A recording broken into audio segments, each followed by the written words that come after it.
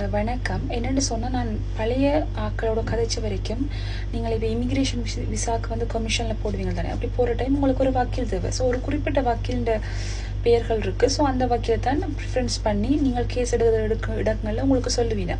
So அப்படி சொல்லும்போது உங்களுக்கு ஒரு குறிப்பிட்ட ஃபீஸ் ஒன்று சொல்லுவீங்க, அவை இவ்வளவு தொகை எடுக்கணும்னு சொல்லி. பட் அந்த ஃபீஸை அவை எடுக்கிறது கிடையாது.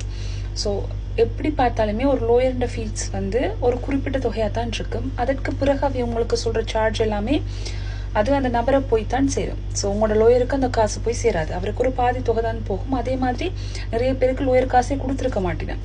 அவையிலே எல்லா காசையும் எடுத்துட்டு போயிடுவினம். அண்ட் நீங்கள் போய் லோயரை சந்திக்கும் போது உங்களுக்கு அந்த விஷயமே தெரிய வரும். நானே என்ன சொல்லுவேன்டா, உங்களுக்கு கமிஷன் உங்களுக்கு தெரியுது, ஓகே, நீங்கள் ஒரு லோயரை பார்க்கணும்னா நீங்களாவே அந்த லோயரை போய் பார்க்க முடியும்.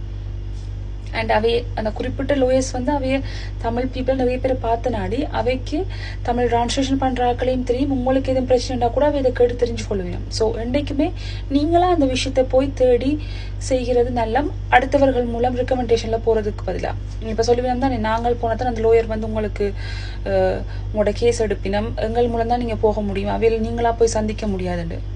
அப்படி எதுவுமே கிடையாது. நீங்களா போயும் ஒரு லோயர்கிட்ட வந்து ஹோந்தே எடுக்க முடியும். நீங்களாவே அவரை சந்திச்சு உங்களோட கேஸை கொடுக்க முடியும். ஸோ அநியாயமா வேறொருத்தருக்கு எக்ஸ்ட்ரா காசு கொடுக்காதீங்க.